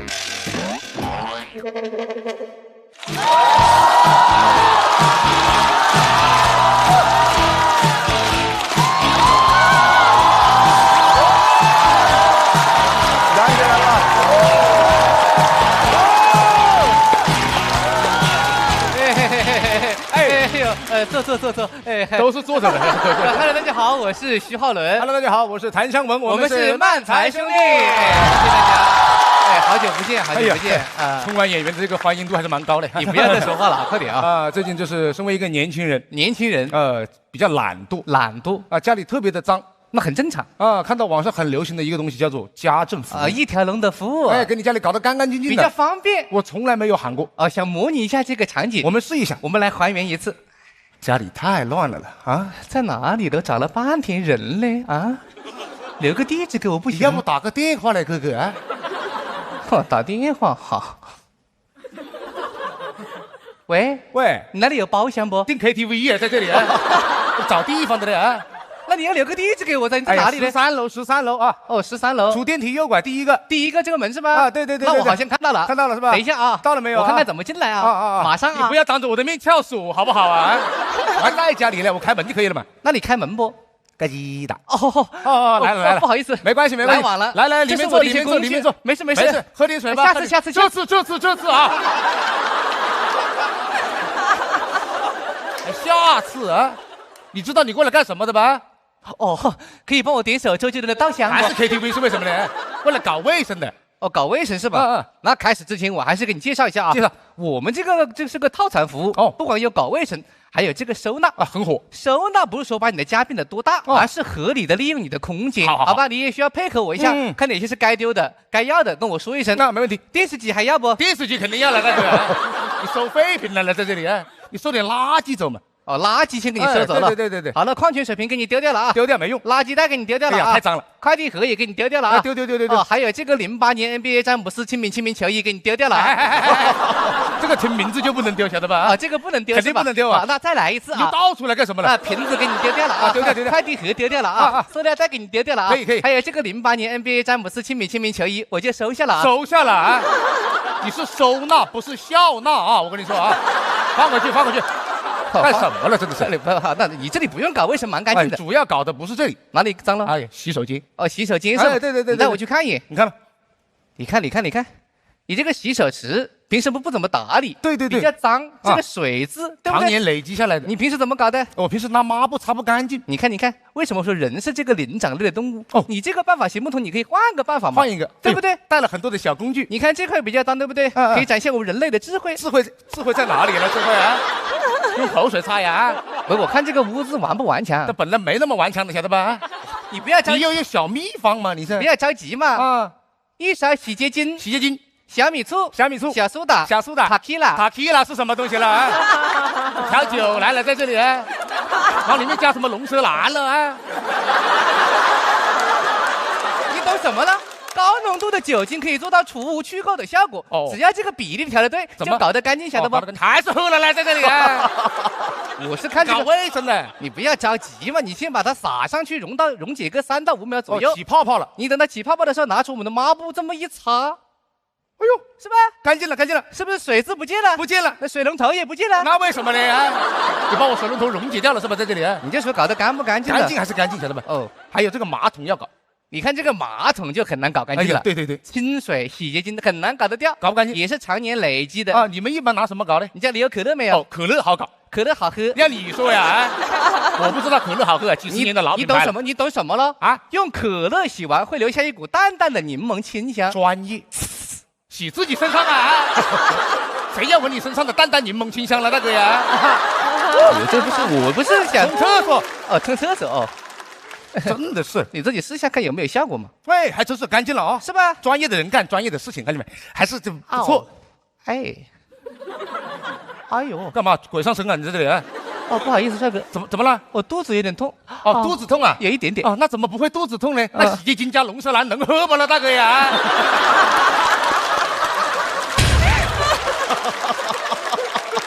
肚子痛，来上厕所，快！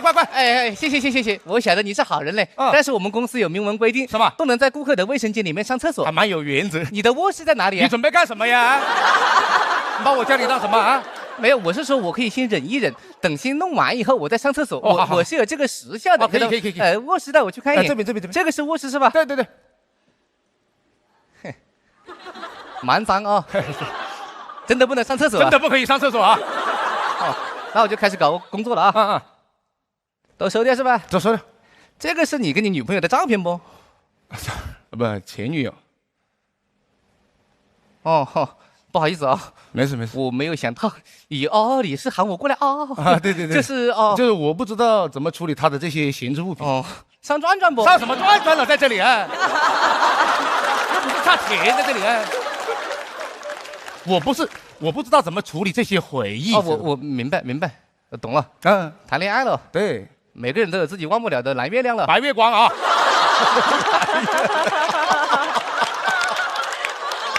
有病啊你啊！我买那么多洗衣液干什么了？就是我理解了，那这个照片我就看了丢掉。你不会舍不得吧？那个那丢掉。哎呦！我就晓得你没有忘记他，我就晓得你的心里都是他，我就晓得你的心里压根就没有我。我心里肯定没有你，晓得吧？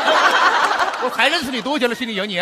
不是我，这个照片哦，我懂，就是想留不想留了。你告诉你个好办法，什么？电视剧看过没有？看过。拿把剪刀给我，小妙招啊！哦，对，这是给你剪了个刘海。修什么刘海了，在这里啊？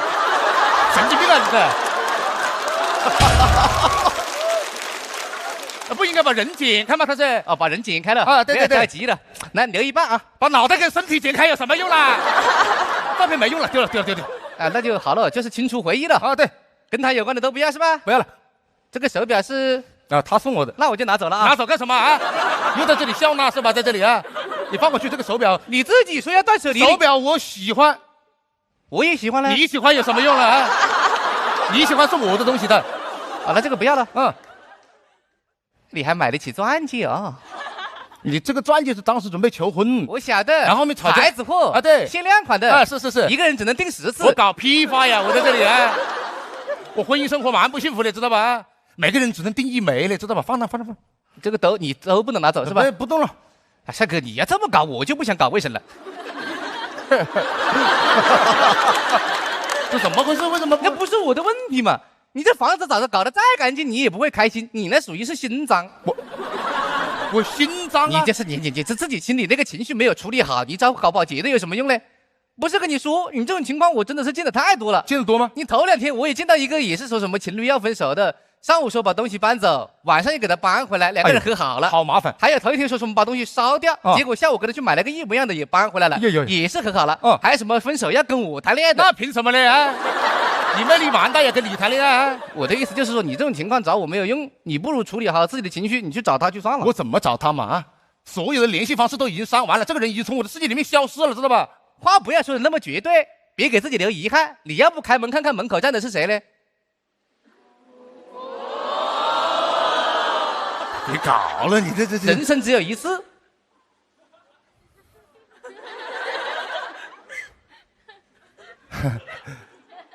谁？张绍刚。张绍刚是哪位了？哎呦，你神经吧啊！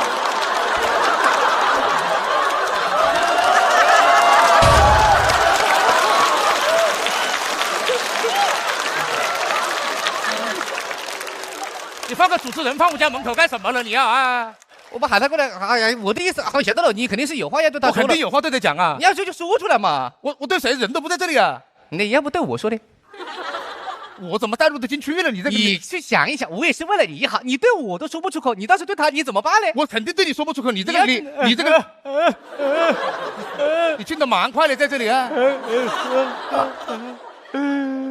我知道我们2个肯定是存在一点的问题，就是我当时不知道吵架以后你离家出走再也不回来了，我不晓得是这个结局，知道吧？你有什么想说的没有？我真的没关系，没关系。我觉得我们的感情，我觉得我们的感情没关系啊，好像跳楼机。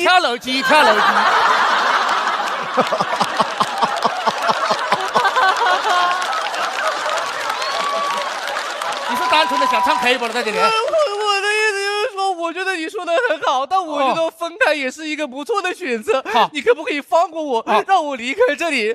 但是我就是有一个，我想离开之前拿过一些属于我自己的东西。你目的蛮明确的，在这里啊。我不是，我跟你在一起这么久，我爱你那么深沉，我跟你在一起这么久，那是我的青春，那是我的回忆，我不想把它留在这个房子里。我把它你把表拿走，把表拿走吧。拿走。哎呀，那个钻戒不可以啊。我知道那是给我买的，那是量身定做，那是我的指纹，我不想它出现在别的女人手上。你把它给拿走。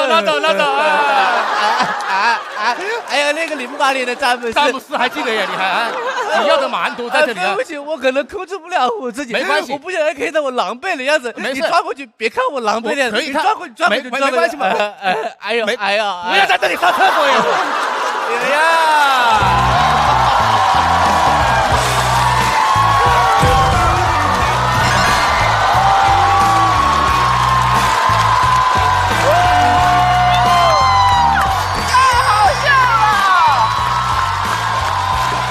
冠军出品，没有办法，第三强。来，各位现场的朋友，锁票倒计时，再次掌声送给漫才兄弟。就是我为什么会出现呢？哇，你那个是最炸的梗，我能乐半年那块儿。就是我觉得把你放进去还蛮搞笑的。都是他的单人发言啊，跟张老师跟我没有关系啊，是不是？哎，我一直在盼着那能出现个什么，因为前面他们一直在回忆，我在回忆他之前前面应该出现过什么人物，他也许会反这个梗，结果正好让我看过，是绝对想不到的，太有意思了那块儿。完全不按常理出牌。对，剪刘海那块我拍的啊，没事剪刘海干嘛？你是剪刘海那块拍的？我是说到张绍刚老师的时候拍的，那个也很飞。我想问一下，为什么春春最后拍？我觉得他们的表演我一定会拍，早晚我觉得也没有太大的区别啊，所以我就是干脆看完再拍。我们上一次见面是在春晚。是，然后我在台侧看他们表演，我就猫在那儿看啊，然后特别开心。后来我记得我有跟你们说话，有，怎么回事？对，我发现他的所有行动线里面都没有我嘞，没有嘞，都没有出现过，没有，我们一起的出来，然后李宇春老师说特别喜欢我，李宇春老师说特别喜欢我，喜欢我，好，可以。我们那个节目，然后我说我特别喜欢您的我的心里这样那么觉得。从节目结束到现在这1年的时间，重新又回到这个舞台上，你们现在身上其实负担比去年重，因为去年是完全的轻装上阵，但是今年呢，首先背负着上了春晚，其次呢又是去年的冠军，所以你们今年为什么仍然选择继续来重新赛？这尾带也要我来的。我觉得就是可能我还是有点事情没做完，就想过来再玩一玩，类似这种东西。就是可能因为第1年嘛，就可能大家还不是那么认识我们，不是那么认可我们。对，认可我们，我就想了，还是来这里也可以跟老师们一起玩啊。其实我是你们的铁杆粉丝，所以刚开始说实话，头2、3分钟。我有一点害怕，啊，怕啥？就是头2、3分钟不够精神病。我说上一届冠军不会这次首秀也砸了吧？我就很害怕。后来你们彻底发作了以后，我就放心了。我是他们俩特别忠实的粉丝，所以我在小红书上关注他们，然后他们所有的视频我基本都刷了，所以小红书不断的给我推他们俩。我其实特别希望他们能够成为脱口秀的那种流量偶像式的明星，他们是具备这样的能力，而且他们也很年轻，而且形象特别可爱。我们俩，别人说什么露出姨母般的微笑，我特别明白，就每次我看他们俩，我就会露出那个所谓姨母般的微笑。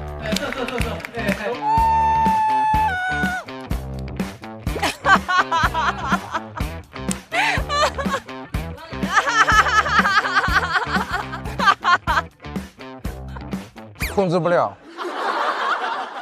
现在他们已经是上半场的最后一组选手，仍然能够用这种方法炸场。再次把掌声献给所有的观众以及漫才兄弟。厉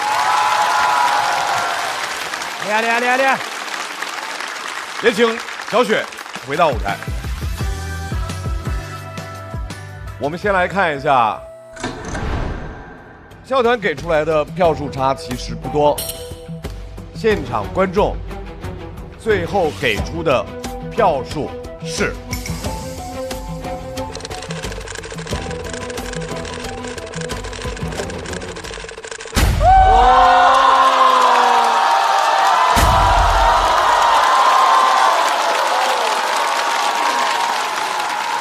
好厉害！祝贺漫才兄弟进入晋级区。290票，咱俩加起来300票。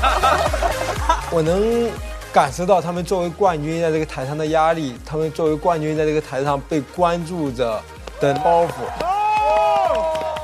所以说这些他们是扛着巨大的心理压力在台上去进行一个表演，然后他们完成的非常出色。20多岁的年纪啊，让人汗颜。因为我坐在小王老师跟罗总浩老师中间，我感觉到他们在捏把汗，一段一段的进来之后，就是有意思。他们那种才华是不是努力能得到的？他们是一种就是迸发出来，我就会这么想，为他们而开心。脱秀和他的朋友们第2季第1赛段轻轻交手赛的上半场到这里就全部结束了。美团闪购神速晋级快人一步，接下来我们来看一下本场的晋级名单。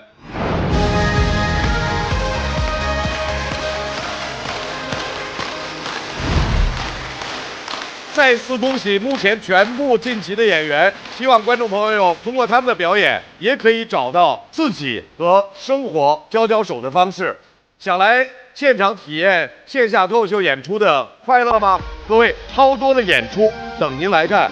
第1轮颇友全国巡演即将开始，关注你喜爱的演员，并许愿想看的城市，朋友们就有可能来到你的身边。比赛仍然在继续，下周同一时间，欢迎大家继续关注，更多的精彩就在脱口秀的舞台。感谢各位，下周见。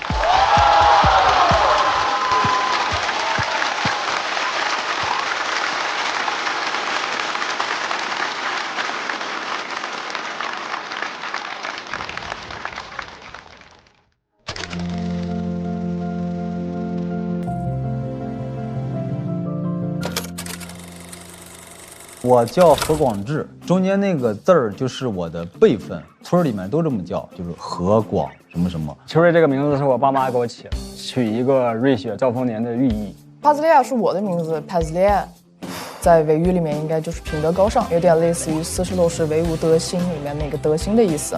这个名字是我妈妈给我取的，她的意思就是小利益、小顺利就可以了。我小的时候我不知道。我就会在我的书本上填我的名字之后，后面写一句解释：胜利的小王子。因为当时我们村出了一个全国首富，叫孟若川。我爸朴实的想法就是要有钱，是我爸爸给我取的。他比较喜欢马，他希望我像马一样健壮。那我现在只有一张马脸。第3个是恒，就是希望我持之以恒的读书嘛，所以我就高2辍学了。啊，我爸是觉得冰嘛，化开变成水，滋润万物，说的特别唯美。我姥爷想叫我吕六如，爷爷奶奶、姥姥姥爷、爸爸妈妈都如意，太难听了。我爸紧急给我换了一个这名字。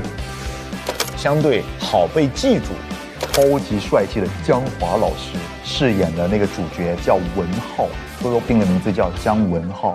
后期发现这个文浩太坏了，哥哥本来是个大坏蛋。是挺行为艺术啊，这个。当时就想着起一个幽默一点的艺名，哈哈操，这样至少你念我名字的时候你会笑一次。我叫 Seven 是因为我的姓氏啊，我姓戚，戚薇的戚 ，Seven 戚。本名就是于东霞，多余的余，东方大侠的东霞，小鱼就谐个音嘛，就小鱼了。大学的时候和我的好朋友嘛，他晚上很喜欢说亲爱的亲爱的，然后我那个朋友是福建人，叫快了之后就变成菜的，最后又变成了菜。就是大学的时候我还挺喜欢王大锤的，就天天用他那个表情包，然后朋友就给我取了一个就是王大刀，锤子和刀嘛，一些好东西。艾斯是海贼王里的一个角色，最开始其实是随便起的，但后来发现他跟我有很多相似的地方嘛，我们都特别热爱自由。韩大狗呢是猫和老鼠里面那只狗，他们在中文互联网上叫它韩大狗，而我体型又长得像猫和老鼠里面那只狗，所以就叫韩大狗。我一直也挺喜欢的球星叫贾森基德 ，KIDD。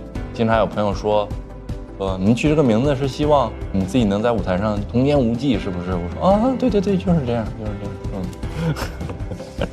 这个名字是我自己脑补的一个小说里面的女主角，因为我小时候很喜欢一些菜粉碟什么的飞来飞去，我就觉得他们特别自由。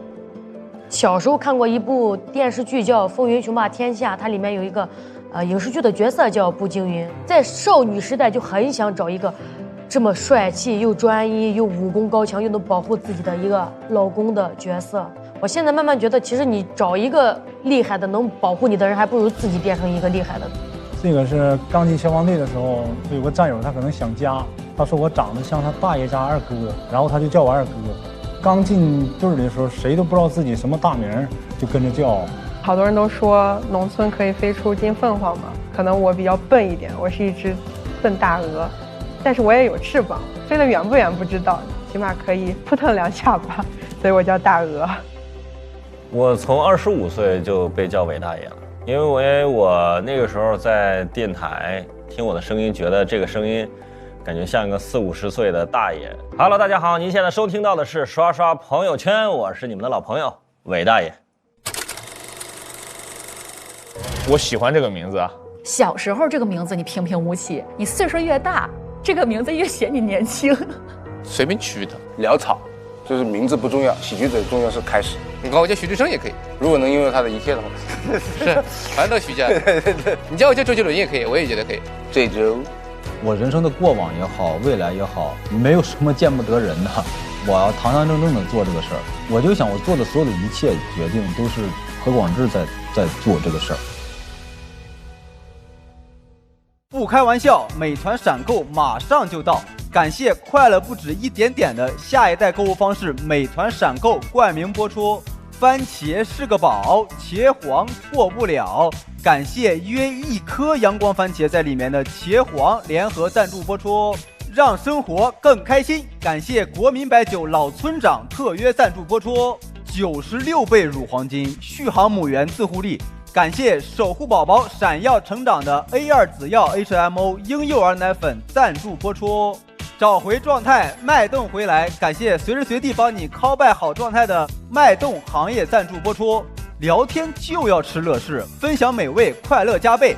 感谢片片薄脆，乐事不停的乐事赞助播出。真好笑，真有机。本节目由3方认证真有机的海天有机赞助播出。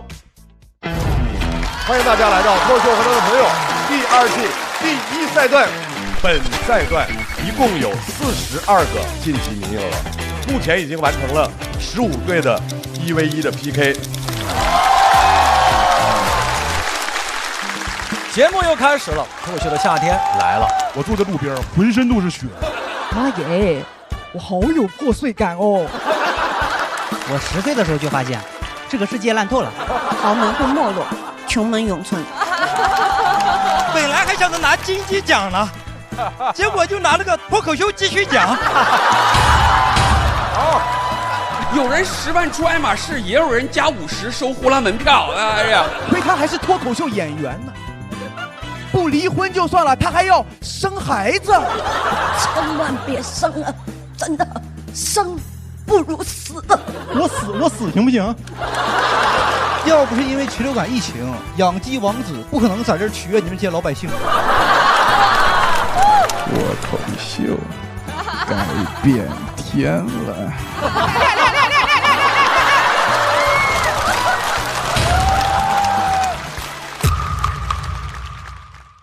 欢迎大家来到朋友们和他的脱口秀第2季。第一次录小慧是全体女演员的阵容，上桌了耶！所以你们来都是交朋友的是吧？就你来比赛的对吧？赛前我一头就是妆造。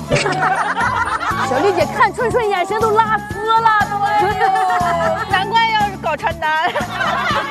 大刀，你不知道你在台上赢的时候，你有一位朋友在关键间已经疯了。非常激动，替你开心。你有没有感觉到女演员们会互相给力量？我看了大刀之后，我就获得了一些力量，真好。接下来我们要做一个游戏，朋友们眼里的标签。我自己吧，1个字：傻、矮、狠、慢、最闷。没有，不对，那姐就没好话了。傻呆木智、愚蠢，这么恨吗？你可猜出来了，可以啊！今天真的是聊得太开心了，希望舞台上有越来越多稀奇古怪的女演员。不开玩笑，美团闪购马上就到，感谢30分钟好货到手的美团闪购冠名播出。番茄是个宝，茄皇错不了，感谢约一颗阳光番茄在里面的茄皇联合赞助播出。让生活更开心，感谢国民白酒老村长特约赞助播出。96倍乳黄金续航母源自护力，感谢守护宝宝闪耀成长的 A2 紫药 HMO 婴幼儿奶粉赞助播出。找回状态，脉动回来，感谢随时随地帮你 call back 好状态的脉动行业赞助播出。聊天吃乐事，分享更快乐，本节目由片片薄脆乐事不停的乐事赞助播出。真好笑，真有机，本节目由3方认证真有机的海天有机赞助播出。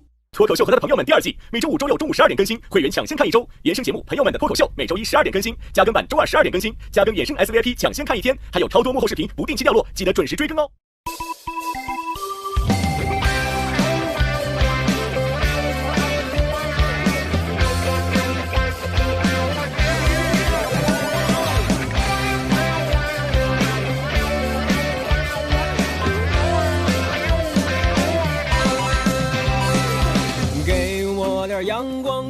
更多节目精彩资讯尽在新浪娱乐微博综艺、新浪综艺。感谢新浪新闻、腾讯新闻、腾讯娱乐、丽丽城传媒、红板报对本节目的大力支持。谁都拦不住我，都我自己玩。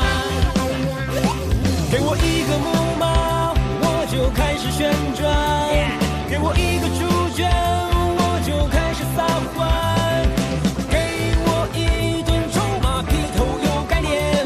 哎，我反弹。我反弹，天生就是自来嗨，原因留给别人猜，管他该来不该来，心不在就不该打不败。